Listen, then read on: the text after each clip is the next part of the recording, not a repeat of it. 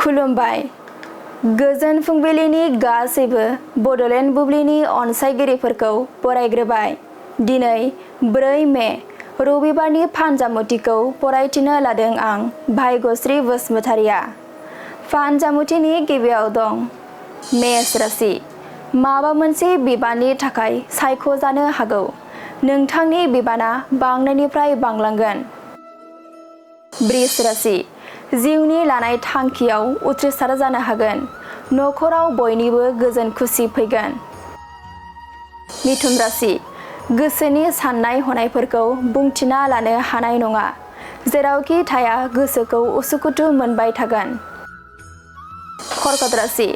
गोजौ फारसे जौगालांनो थाखाय गुबुननि मदद मोनगोन। गोसोआ थुलुंगाखांगोन। सिंह राशि। गावनि लोगोजोंनो नंखाय बाथ्रा फोसावजानो हागौ। समाजाव गाज्रि मुं गोसारगोन। कन्या राशि। गुबुन दाबसे गोजान जायगायाव थांनो हागोन। गोसोखौ सान्थि मोनगोन। तुला राशि। आसा खालामनानै थानाय सिमाङा जाफुंगोन। गोजोन खुसिनि सान जागोन। वृश्चिक राशि। नंखाय बाथ्रानि थाखायनो लोगोनि गेजेराव दावराव सोमजिगोन। सोमोन्दोआ गावस्रालायनायनि लामायाव फैगोन। धनु राशि। गोसोनि साननाय हनायफोरा फैमाल थांगोन। दुखु दाहाजोंनो साना बारलांगोन। मकर राशि। सोरजोंबा सुथुर जानानै थानाया जोबस्रांगोन।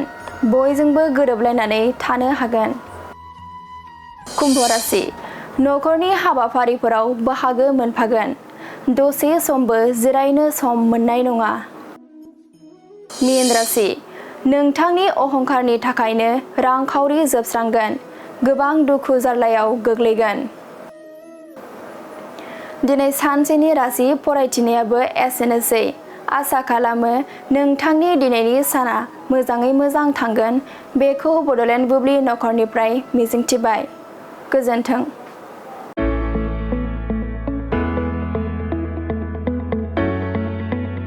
मोनसे गोजोनथाव खौरां।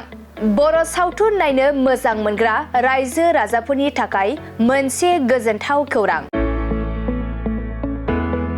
खम बेसेननि गेजेरजोंनो नोंथाङा नायनो हागोन बर'नि गासै गोजाम गोदान सावथुनफोरखौ। बर' सावथुन नायनो थाखाय ओंखारदों मोनसे आंगो स्ट्रिम एप। बे आंगो स्ट्रिम एपखौ नोंथाङा नोंथांनि मबाइलाव डाउनल'ड खालामनानै खम बेसेनावनो बर'नि गोजाम गोदान गासै सावथुनफोरखौनो नायनो हागोन।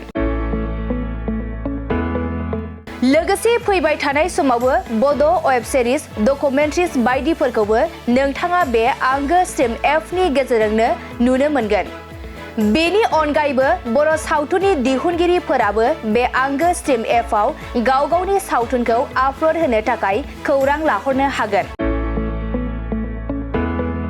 आरो जाय बिथांमोननि सावथुनफोरा इउटुबाव पाब्लिश जायाखै बिथांमोनाबो बे एपआव आपल'ड होनो थाखाय खौरां लाहरनो हागोन।